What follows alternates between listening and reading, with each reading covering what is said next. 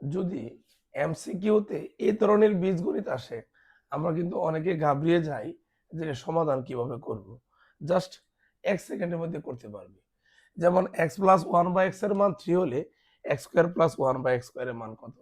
আবার x minus one by x সমান 3 হলে x square plus one by x স্কোয়ারের মান কত?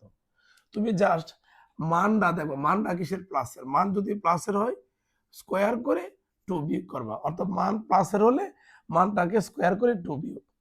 আর মান যদি মাইনাসের হয় তাহলে স্কোয়ার করে 2 যোগ করে দিবা।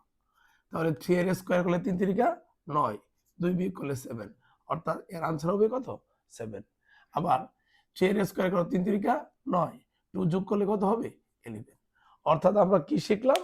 যদি মানটা প্লাসের থাকে তাহলে মাইনাসের 2 হবে, আর মান যদি মাইনাসের থাকে তাহলে প্লাসের কি 2 হবে।